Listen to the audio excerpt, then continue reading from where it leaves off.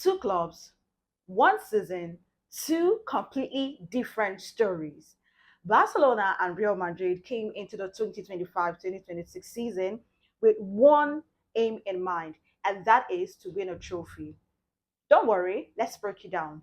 Don't forget to follow Sportsdiva, like, subscribe, share, comment, and most importantly, turn on your notification bell. Yes, you heard me.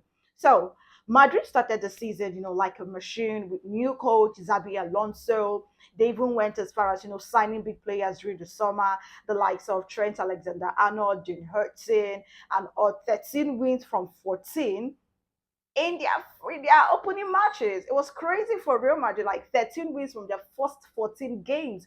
That's to tell you this is a coach, who started the season bum bum bum bum bum. But like they say, not all fairy tale have a happy ending.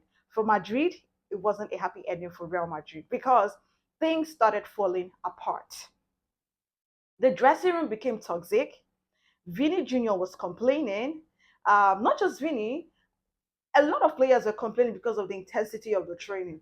For crying out loud, okay, different managers with different approaches. All right, if you play 13, if you played 14 games and won 13 out of 14, that goes to show you that okay, this manager has the capacity to actually bring out more in you guys. That's the crazy part. And also, Kylian Mbappe refusing to, give a Barcelona guard of honor after they won the Super Cup. It was more like just, plenty problems coming out for Real Madrid. And the truth about it is, once the dressing room is toxic, it becomes so difficult to make something useful out of that team.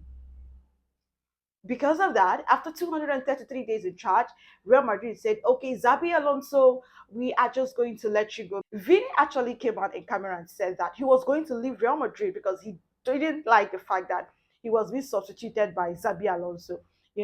At some point, everybody was like, okay, so this is the new man that's going to carry Real Madrid on his shoulders. Yeah, the truth is, he actually I've been doing well for Real Madrid, but if a new manager comes and notices that okay, the kind of football he wants to play, you're finding it difficult to adjust. Definitely, he's going to make some changes because the most important thing is getting the wins. So Florentino Perez says, okay, Xabi Alonso, yes, former Real Madrid player, but right now it's all about making sure that my star players are happy. And boom, Xabi Alonso was shown the exit door. Boom, came another manager for Real Madrid. They brought in Alvaro Arbeloa as a stopgap. The funny thing is that he got kicked out of the Copa del Rey by a second division club, not out of the Champions League by Bayern Munich in the quarterfinals, and finished the season with zero trophies. Well, you all know for a club like Real Madrid, that's a genuine disaster. More like an intentional disaster. But it didn't look like Barca's season was going to be so smooth. The same way Real Madrid started smooth early on. Barca lost the first Clasico at Santiago Bernabeu. Sevilla trashed them 4-1, and they were 5 points behind Real Madrid in the table. People started saying, "Oh, Hansi Flick can deliver again," but the never give up attitude of this team got them to the point where they went 9-game winning streak. They overtook Madrid and they never looked back. But the goalkeeper, John Garcia, signed from Espanyol, became a fortress. See, everybody needs that kind of goalkeeper. The La Masia keys, they kept stepping up, and Barca went on to win 9 whole games across the season, like straight up. What a mentality! They clinched the La Liga on May 10th with a 2-0 win over Real Madrid, El Clasico, in front of 99,000 fans. It's really crazy. Now, the crazy part of it is, this was their first a Clasico in their home turf in over 3 years since the stadium reopened. Absolutely, absolutely. I'll use the word poetic. But the truth is, it wasn't all perfect for Barca. Their big weaknesses was exposed in Europe, as Flick refused to drop his aggressive high defense line, and teams completely figured out how to deal with Barca in Europe. They were knocked out by fellow Spanish team Atletico Madrid 3-2 on aggregate.